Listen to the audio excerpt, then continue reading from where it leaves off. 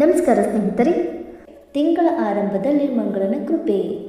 ಈ 4 ರಾಶಿಯವರಿಗೆ ಕಠಿಣ ಸಮಯ ಮುಗಿದಂತೆ. ಮುಟ್ಟಿದ್ದೆಲ್ಲ ಬಂಗಾರ. ಹೌದು, ಶತಭಿಷ ನಕ್ಷತ್ರಕ್ಕೆ ಮಂಗಳ ಗ್ರಹದ ಸಂಚಾರ. ಜ್ಯೋತಿಷ್ಯ ಲೆಕ್ಕಾಚಾರದ ಪ್ರಕಾರ ಈ ಬದಲಾವಣೆಯು ಎಲ್ಲ ರಾಶಿ ಚಕ್ರ ಚಿಹ್ನೆಗಳ ಮೇಲೆ ಪರಿಣಾಮ ಬೀರುತ್ತದೆ. ಶತಭಿಷ ನಕ್ಷತ್ರಕ್ಕೆ ಮಂಗಳ ಗ್ರಹದ ಸಂಚಾರ. ವೈದಿಕ ಜ್ಯೋತಿಷ್ಯದ ಪ್ರಕಾರ ಮಂಗಳ ಗ್ರಹವು ಮಾರ್ಚ್ 3, 2026ರಿಂದ ರಾಹುವಿನ ಅಧಿಪತಿಯಾದ ಶತಭಿಷ ನಕ್ಷತ್ರವನ್ನು ಪ್ರವೇಶ ಮಾಡಲಿದೆ. ಶತಭಿಷ ನಕ್ಷತ್ರವು ನಿಗೂಢತೆ, ಸಂಯೋಜನೆ, ವೈದ್ಯಕೀಯ ಕ್ಷೇತ್ರ, ತಂತ್ರಜ್ಞಾನ ಮತ್ತು ಹಠಾತ್ ಬದಲಾವಣೆಯೊಂದಿಗೆ ಸಂಬಂಧಿಸಿದೆ.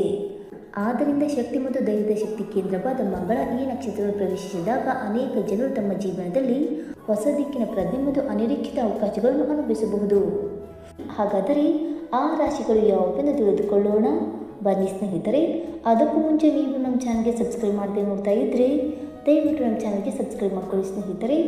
ಹಾಗೆ ವೈದಿಕ ಜ್ಯೋತಿಷ್ಯ ಮತ್ತು ಆಚಾರ ವಿಚಾರಗಳಲ್ಲಿ ನಂಬಿಕೆ ಇದ್ದರೆ ಬಿಡುಕೊಂಡು ತಪ್ಪದೆ ಲೈಕ್ ಕೊಟ್ಟು ನಿಮ್ಮ ಆತ್ಮರಿಗೆ ಶೇರ್ ಮಾಡಿ. ಮೊದಲನೇದಾಗಿ ಸಿಂಹರಾಶಿ. ಈ ಸಮಯ ಸಿಂಹರಾಶಿಯವರಿಗೆ ವೃತ್ತಿ ಕ್ಷೇತ್ರದಲ್ಲಿ ಪ್ರಗತಿಯ ಅವಕಾಶಗಳನ್ನು ಒದಗಿಸುತ್ತದೆ. ಉದ್ಯೋಗದಲ್ಲಿರುವವರಿಗೆ ಹೊಸ ಜವಾಬ್ದಾರಿಗಳು ಅಥವಾ ಬಡ್ತಿಗಳು ಸಿಗಬಹುದು. ದೀರ್ಘಕಾಲದಿಂದ ಬಾಕಿ ಉಳಿದಿರುವ ಕೆಲಸಗಳು ಕ್ರಮೇಣ ಪೂರ್ಣಗೊಳ್ಳಲು ಪ್ರಾರಂಭವಾಗುತ್ತದೆ. ಮೇಲಧಿಕಾರಿಗಳಿಂದ ಬೆಂಬಲ ಮತ್ತು ಅವರ ಕೆಲಸಕ್ಕೆ ಮೆಚ್ಚುಗೆ ಸಿಗುವ ಸಾಧ್ಯತೆ ಇದೆ. ಹೊಸ ಯೋಜನೆಗಳನ್ನು ಅಳವಡಿಸಿಕೊಳ್ಳುವುದರಿಂದ ವ್ಯವಹಾರಗಳು ಲಾಭ ಪಡೆಯುತ್ತವೆ. ಆರ್ಥಿಕ ಪರಿಸ್ಥಿತಿ ಬಲಗೊಳ್ಳುತ್ತದೆ ಮತ್ತು ಆತ್ಮವಿಶ್ವಾಸ ಹೆಚ್ಚಾಗುತ್ತದೆ. ಎರಡನೇದಾಗಿ ಧನುರಾಶಿ. ಈ ಬದಲಾವಣೆಯು ಧನುರಾಶಿಯವರಿಗೆ ಉತ್ತಮ ಫಲಿತಾಂಶಗಳನ್ನು ತರುತ್ತದೆ. ಈ ಸಮಯದಲ್ಲಿ ಪ್ರಯಾಣದ ಅವಕಾಶಗಳು ಸಾಧ್ಯ, ವಿಶೇಷವಾಗಿ ದೀರ್ಘ ಪ್ರಯಾಣಗಳು ಅಥವಾ ವಿದೇಶ ಪ್ರವಾಸಗಳಿಗೆ. ಅಧ್ಯಯನ ಮಾಡುವ ವಿದ್ಯಾರ್ಥಿಗಳು ಉತ್ತಮ ಫಲಿತಾಂಶಗಳನ್ನು ನೋಡಬಹುದು.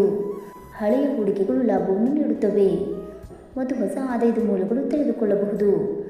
ಧಾರ್ಮಿಕ ಮತ್ತು ಆಧ್ಯಾತ್ಮಿಕ ಚಟುವಟಿಕೆಗಳಲ್ಲಿ ಆಸಕ್ತಿ ಹೆಚ್ಚಾಗುತ್ತದೆ. ಇದು ಮಾನಸಿಕ ಶಾಂತಿಗೆ ಕಾರಣವಾಗುತ್ತದೆ.